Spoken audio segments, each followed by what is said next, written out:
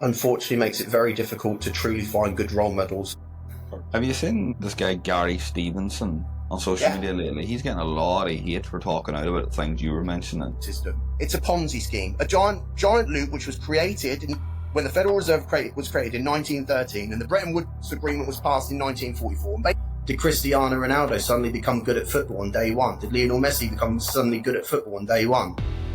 No. I don't like the term success anyway because it's completely counterintuitive. Like, it's just backwards. The entire system is backwards, but the only thing that matters is raising the collective consciousness of humanity. Everything else is BS. Welcome to Simple Conversations with ASG. So tell me, who is Nathan McFarlane?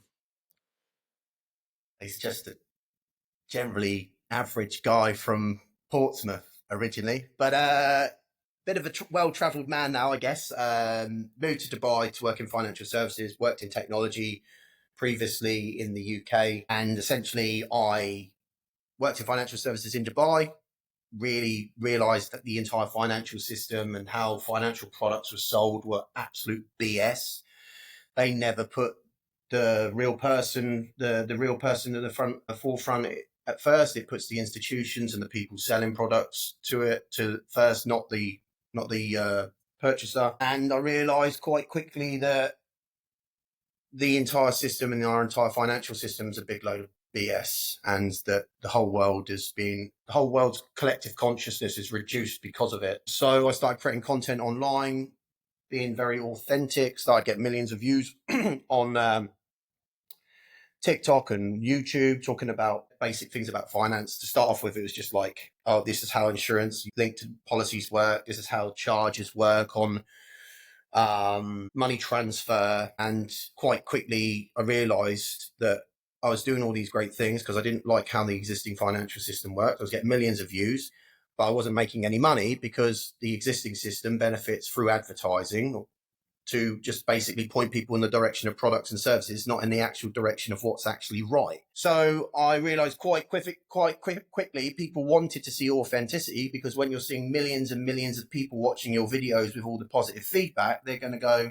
and you're getting all this great feedback and they all want all this advice or help. And then suddenly actually you realize the existing system is built in a way where people are there just to sell. So I set up my business Creatira, which was basically a social commerce platform which gives creators the ability to post content but not necessarily have to sell a product directly in the existing advertising model.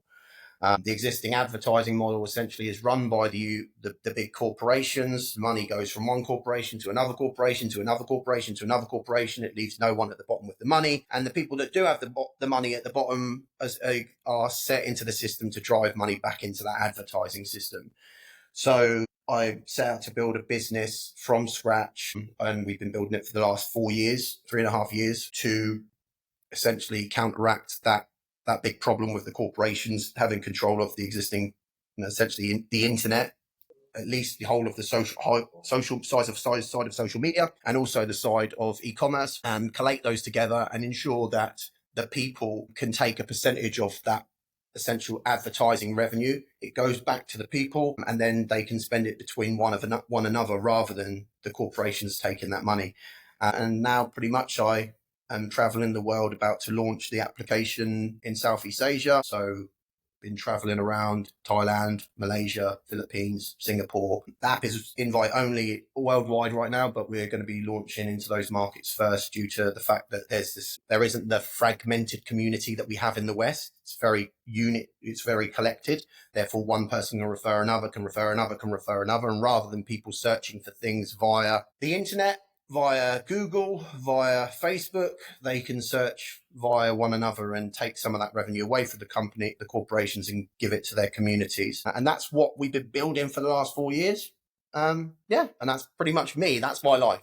Have you seen this guy Gary Stevenson on social media lately? He's getting a lot of hate for talking out about things you were mentioning.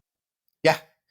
Okay, so it's very interesting the way they framed Gary Stevenson versus Priestley. I can't remember what his first name is. On the Diary of the CEO, because They are both right, but they miss the entire point, right? So one side, he's right. The other side, he's right. And they're both giving their opinions, but they miss the entire point that the entire financial system is the problem, not their way of doing it, his way of doing it, and his way of doing it. No, you've ignored the massive elephant in the room.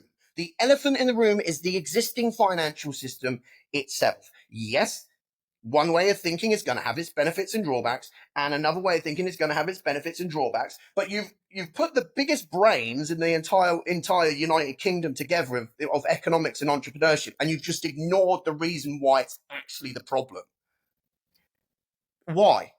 Yeah. So, okay, so you're going to have your opinion, you're going to have your opinion, but you're not just going to deny the fact the entire financial system is the problem. It suppresses the collective consciousness of humanity. And you could go from a more social type structure, and you could go from a more capitalist type structure, but either way, whatever way you look at it, you're ignoring the actual problem itself, which is we don't have a fair and equitable system. And even if you are having people that are adding value through the system, through entrepreneurship, great. But it still is not serving a purpose to a certain degree. And even if you go the other side, where it's not treating people equitably and fair, then, okay, we need a system to put in place. Well, okay, then the problem's not your viewpoints. The problem's the system itself.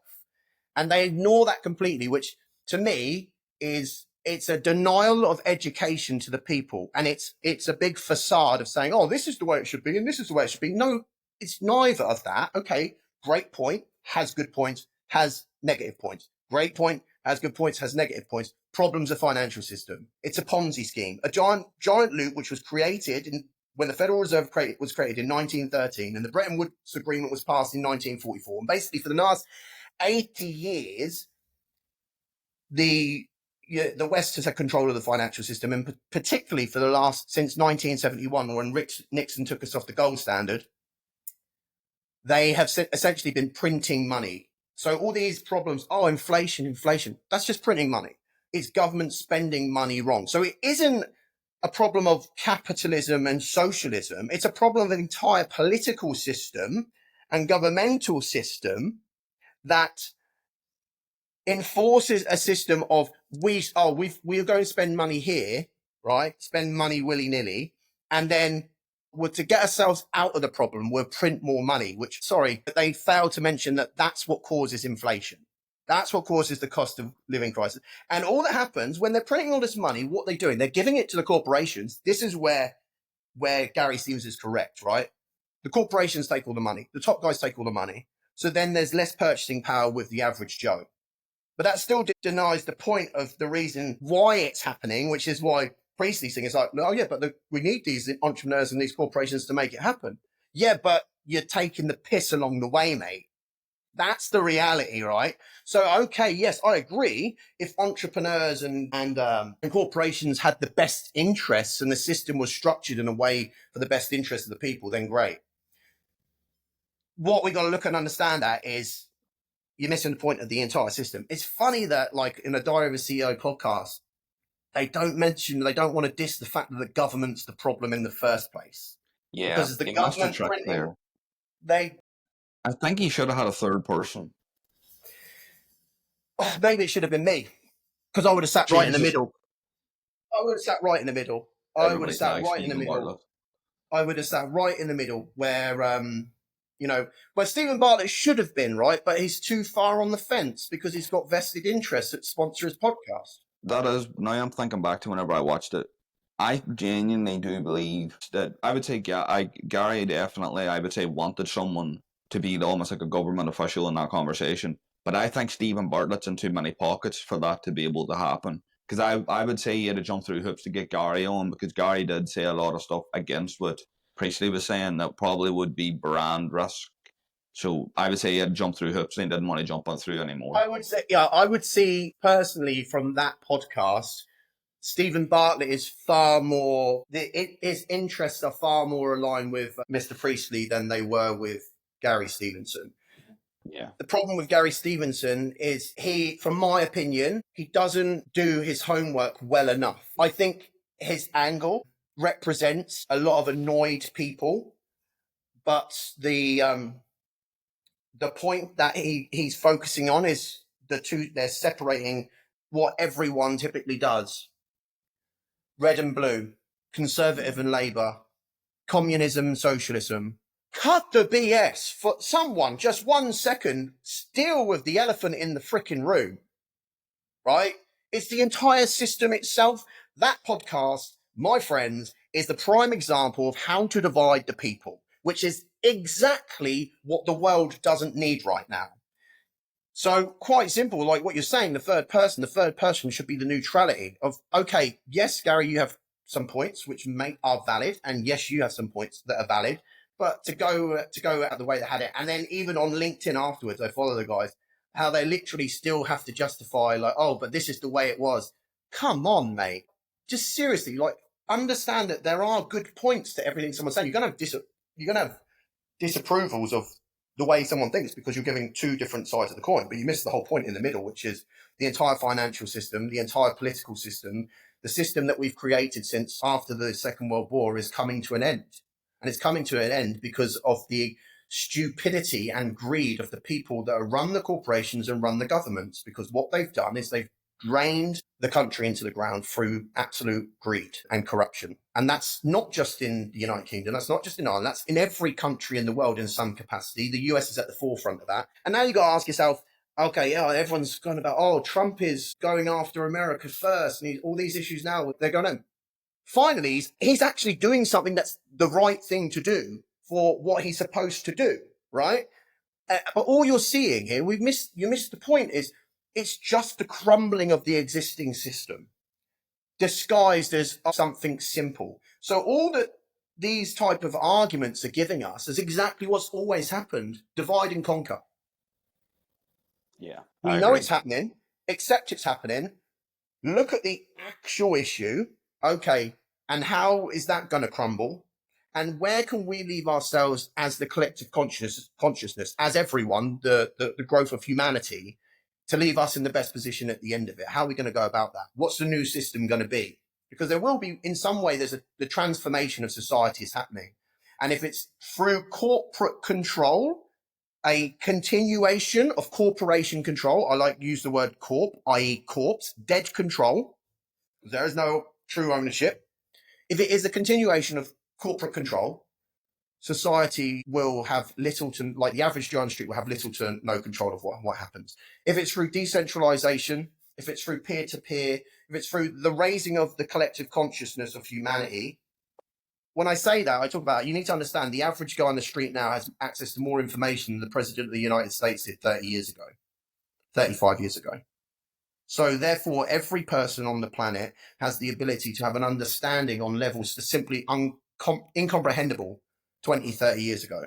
So if your average Joe understands that, and he understands that in a way where, okay, collectively we work together, we can bring ourselves into a world where there is a level of abundance for the masses that simply wasn't plausible under the existing system, because the existing system created at the foundation of it by US tech tycoons, British tycoons in the early 1900s, was to basically take control and build a society full of workers.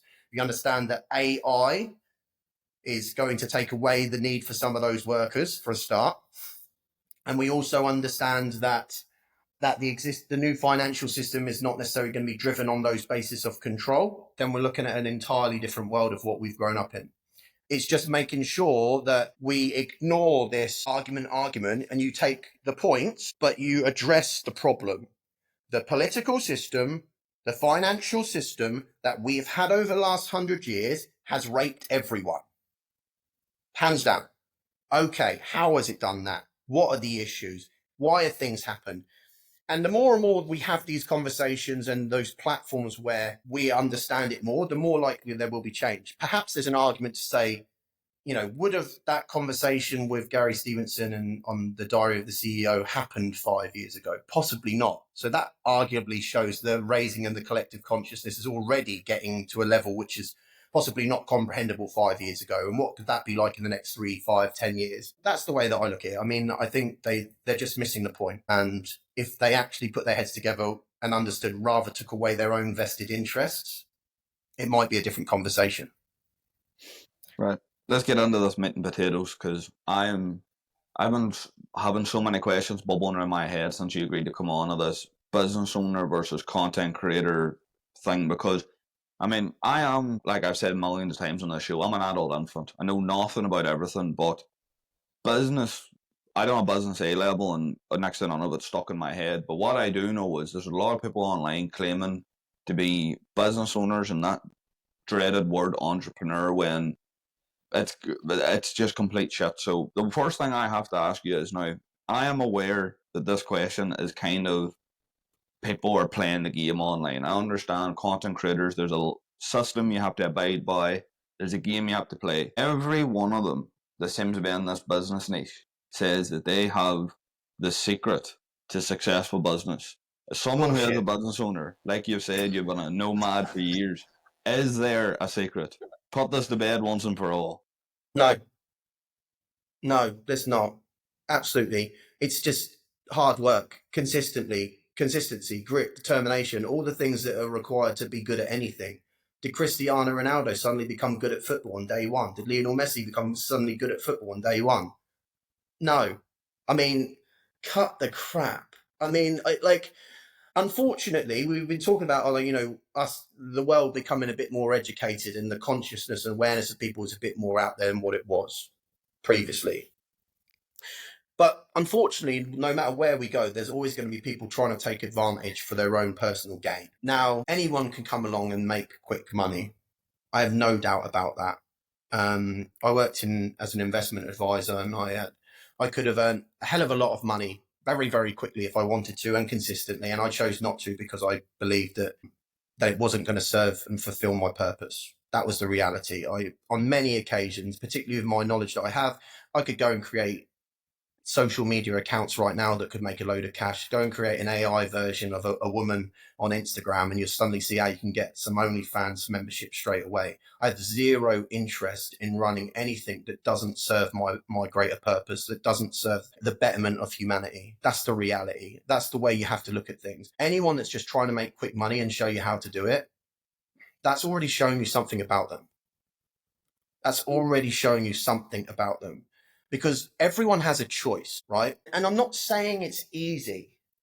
I mean, because it definitely isn't. I mean, because we live in a society of consumerism, a society where money defies what we can have and potentially the status of who we are, right? It's very difficult to have a level of understanding to understand that none of that matters.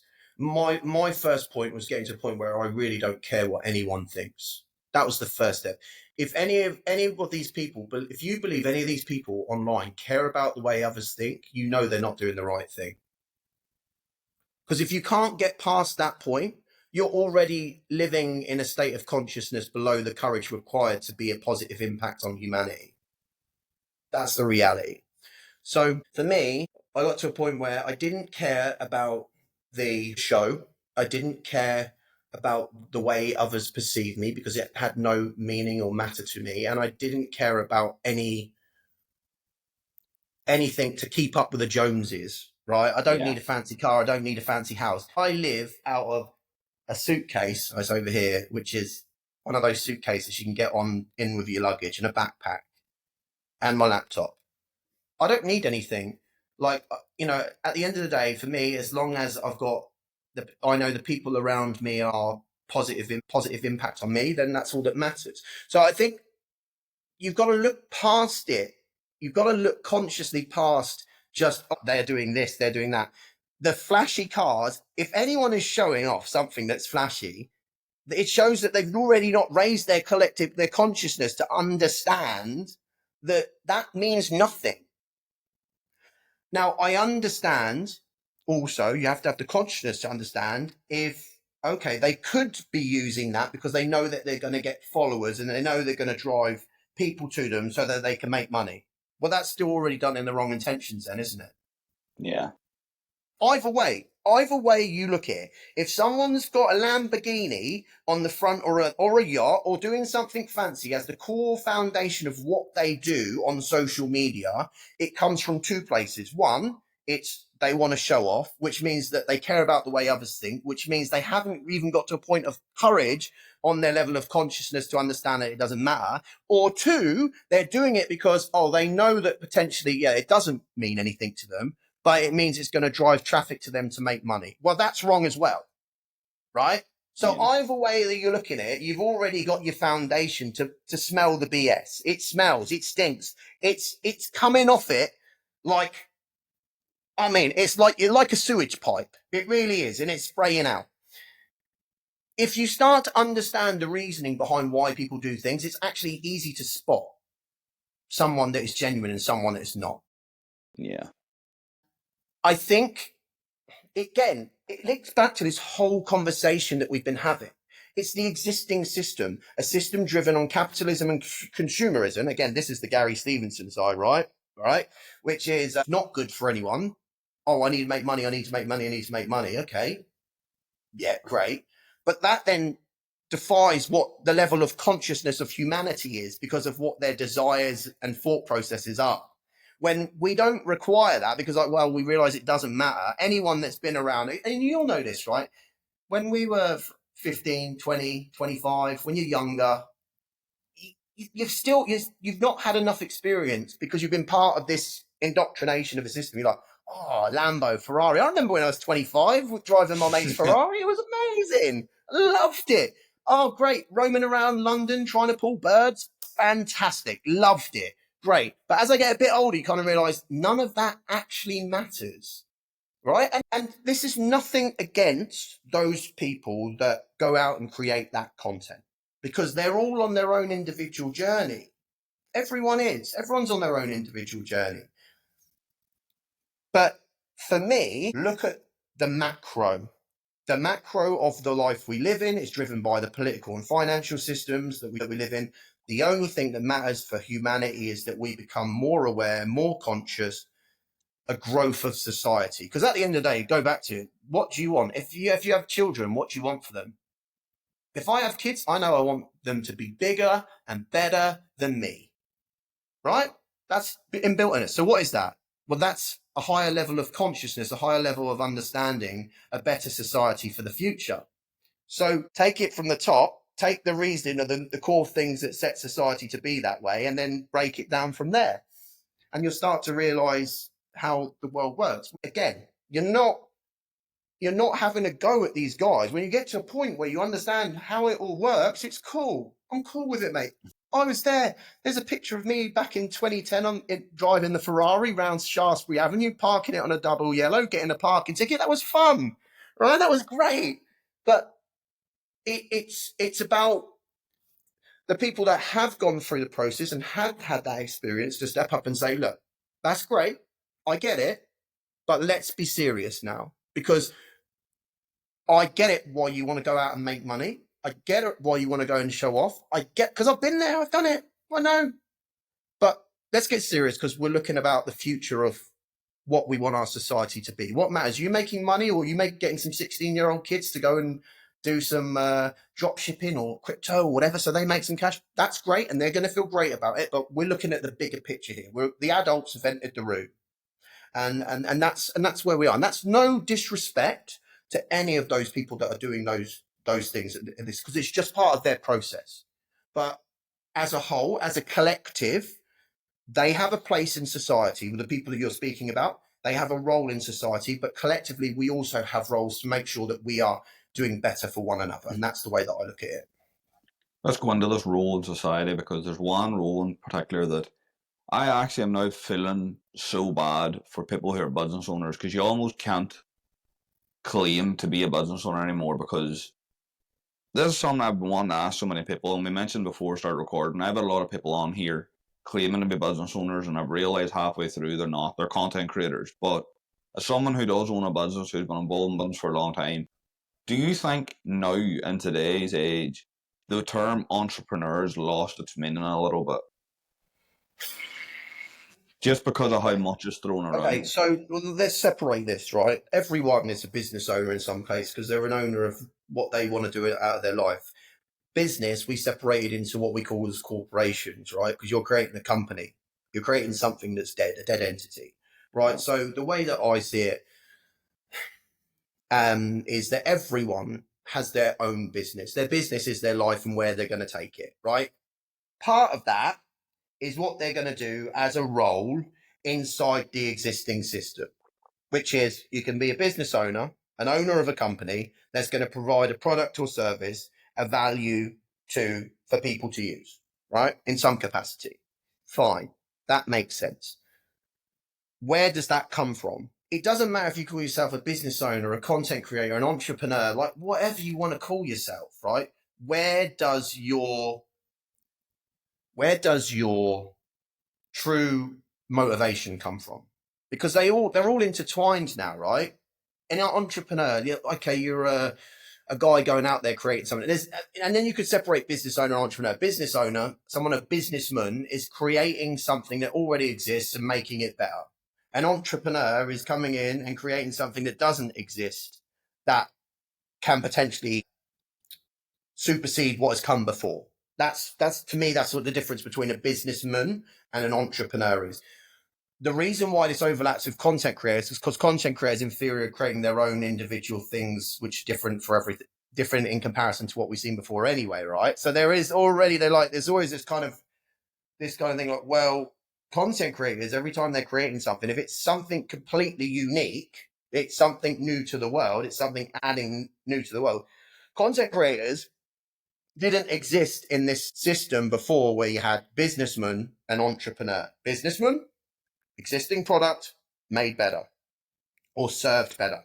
Entrepreneur, new product, new system within the system. Content creator come in from the other way was like, well, now every person could be an entrepreneur. So because they're all creating something new. So, I mean, then your argument's saying is you're trying to define, well, what's a content creator? What's an entrepreneur? What's a businessman? Are we now defined by how much money we earn? Because to me, that's the biggest red flag. Why would we ever be defined by how much money we should earn? Why? Because if we just had that whole conversation about, we realize that buying the fancy things, having the Ferrari, having the homes, keeping up with the Jones has no value to the world, right? No real value. Then how can we defy content creator, entrepreneur, businessman, defy what's supposed to be what when we know if it's going to be defined by money and money doesn't matter?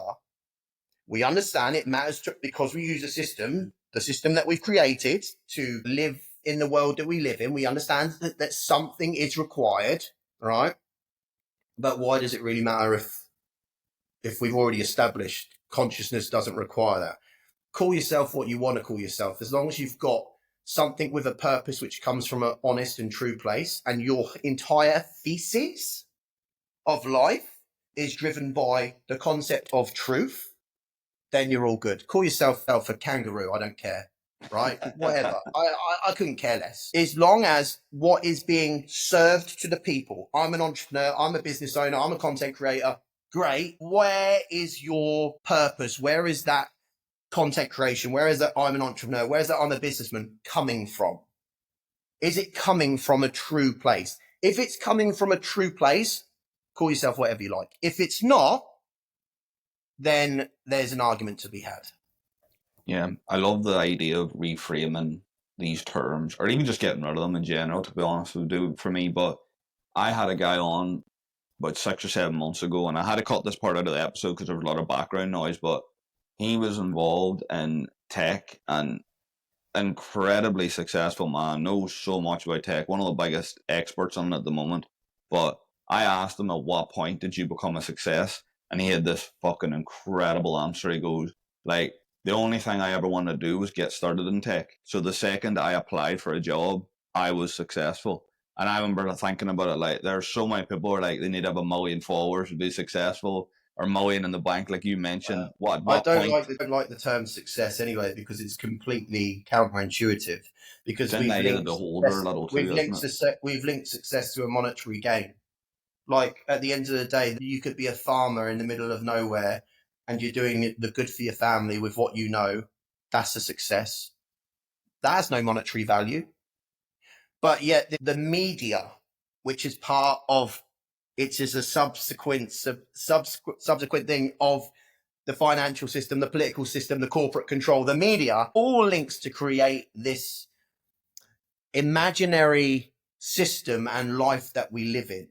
And that's starting to break down, right? So the redefining of what success is another thing, because if we established already that the Ferraris keeping up with the Joneses doesn't matter, and that's all evolves around money, and our entire concept of success evolves around money, what on earth are we doing? Yeah, I mean, I agree. think about it. Like, it's just backwards. The entire system is backwards. But until you put it into cognitive speaking in a way with the passion that I'm expressing it in, people don't go, yeah. Oh, guess what? I've been fooled into thinking this whole system was, oh yeah, this is just the way the world works. No, it's not. It's an artificially created thing which we created over the last 100 years to define that everything should be driven by money. Well, as we've established, it shouldn't be. Yeah. I mean, you could argue this, like, people defy success. This guy's super successful. What's he done? Well, he ripped off a ton of people and made a ton of cash. But what's this woman's just a nurse and she just saved someone's life. Who's more successful? What defies success? I think the nurse, personally. Same. Right? Because you're glorifying something to do with money. And the longer I've been in business, the longer I worked in financial services, the longer I've been around the world and see the way the world truly works, there is a massive correlation between people with money and poor ethics, poor morals.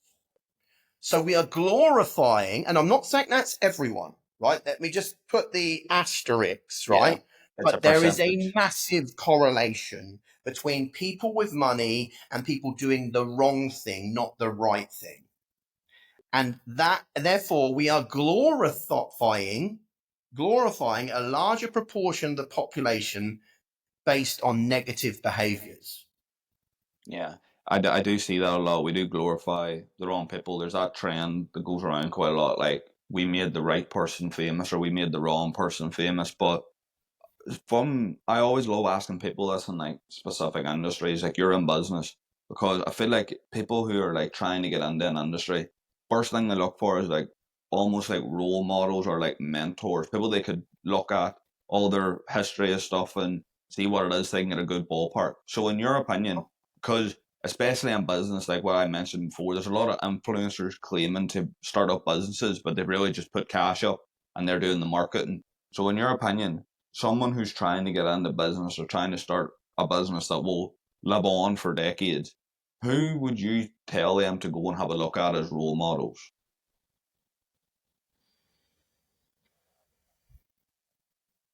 Got you thinking now, haven't I?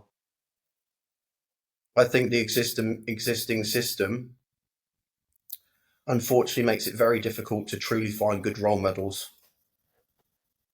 Inside, if you evolve making lots of cash in the existing system, from what I've found, even if people start with great intentions, even if people start with good ideas, start as truly good people with great morals and ethics, the entire system is so corrupted that at some point, someone or some other or some party or some corporation will enter the room of that person's business or life and corrupt their whole thought process of what they're doing. So therefore, the argument is under the current existing financial system, corporate system, it's very difficult to find a true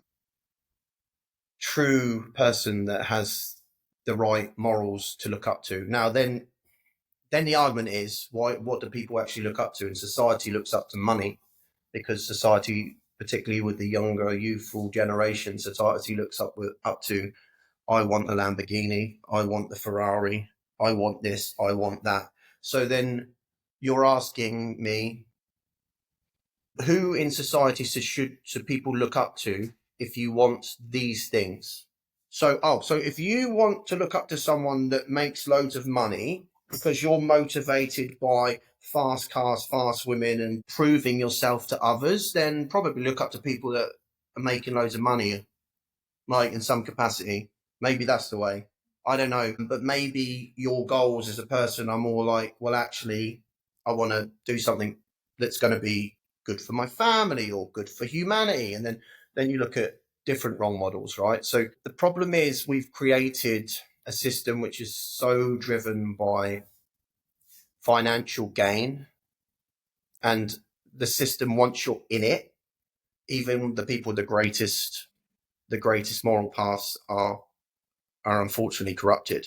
So it makes it very difficult to find someone that's truly at the forefront of it, because the system is designed to ensure that anyone with the best intentions is somehow corrupted in some point either way. That's why we need to look at a world which is decentralized away from the existing system. Yeah. So sorry, there isn't really an answer, right? Because there isn't one.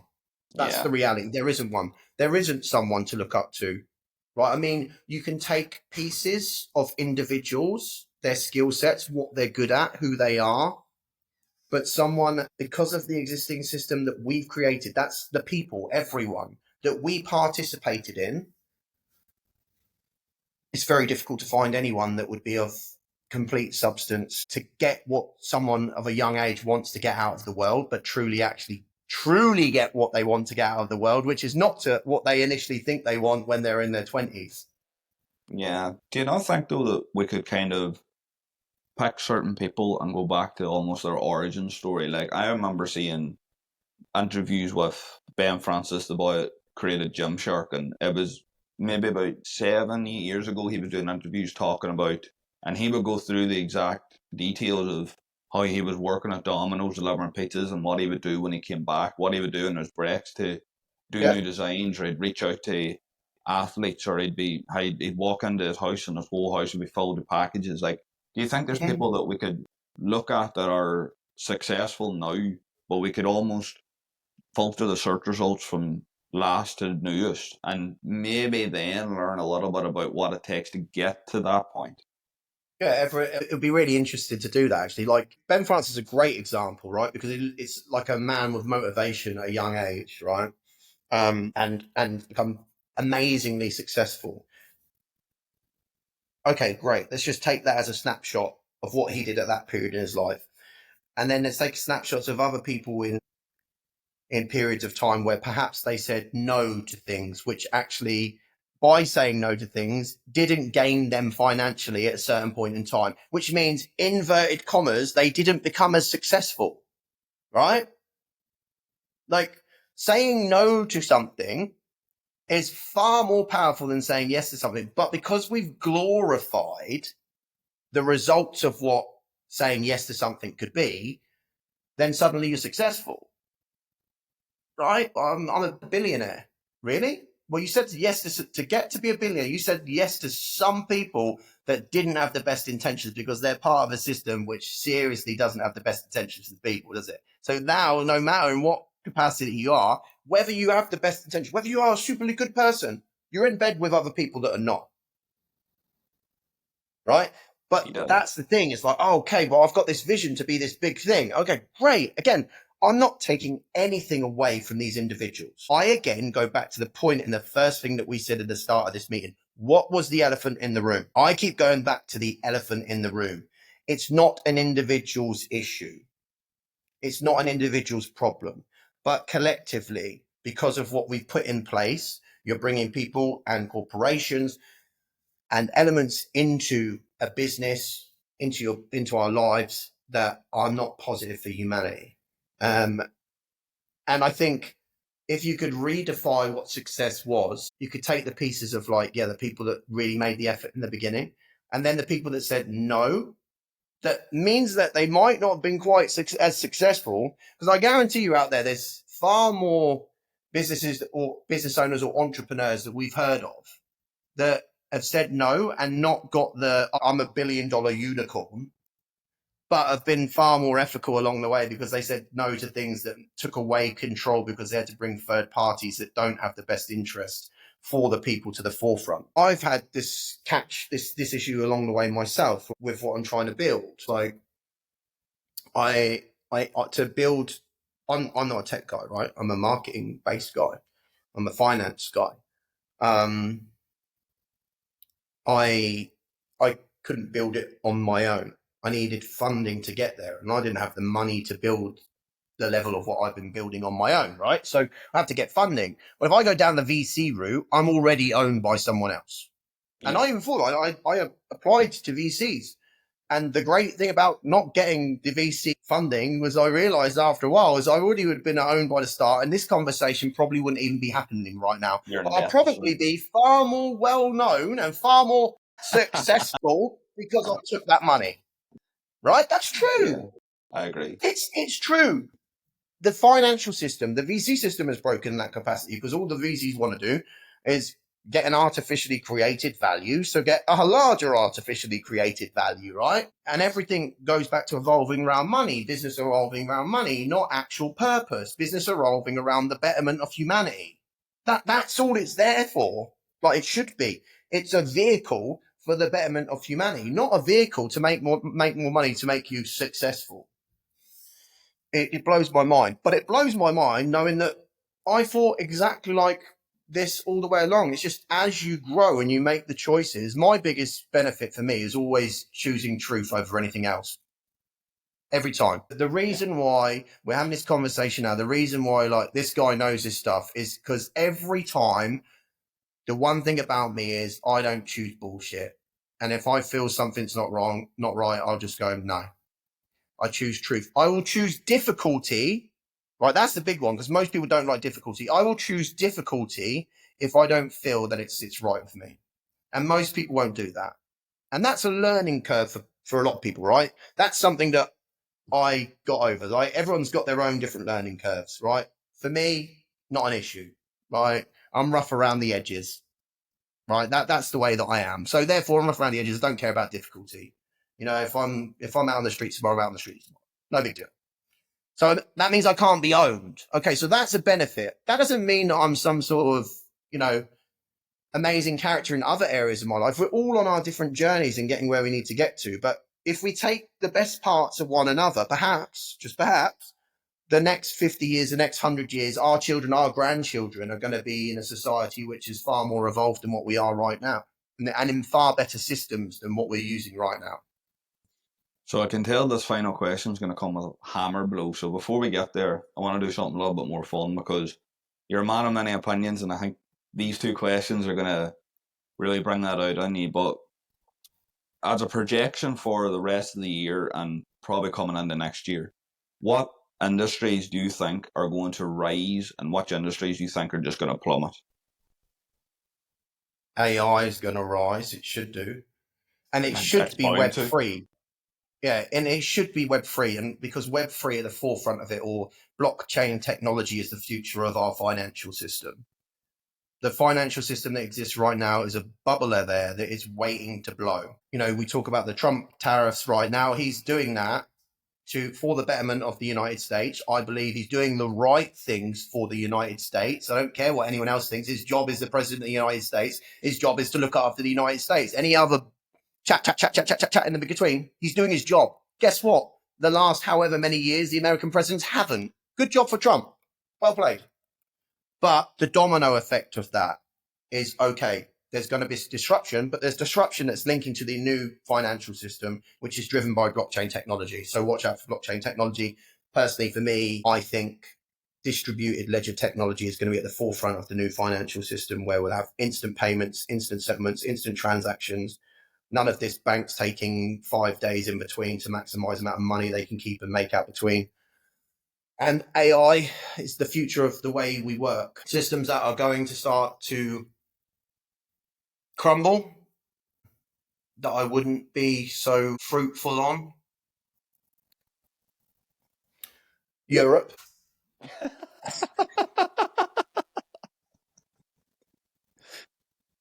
Europe has been basically piggybacked off of since the end of the Second World War, and piggybacked off the power of the United States. The power of the United States is starting to flounder, and unfortunately that means the power of Europe does. The benefit of the United States right now is they actually have a leader that's looking after the United States. The downside of Europe is run by people that are controlled by corporations, controlled by vested interests, controlled by bureaucracy, and that have zero to little no interest in their people and only interest in their own pockets. So, I mean, take that how you mean. So anything to do with Europe. That includes the UK. UK and Europe. I feel that if the right power structures were changed, which you've already seeing elements like how the backlash. Marine Le Pen in France is a great example, a massively great example. Someone that's like, no, look, I was born in France. This is the way I want it. We're a proud country. Now, you can always argue about these nationalistic things, right? About I'm from here, I'm from there. There's an element of division, right? Yeah. But the problem is the people at the top are using this collective idea. They're not using the collective idea from a positive place. They're using the collective idea from a negative place of power and control, not a collective idea of, oh yeah, we can do great things together. No, we can do this together because we can control things more. That's the way that I see it. So I think I am massively negative on Europe as a whole, and that includes the UK.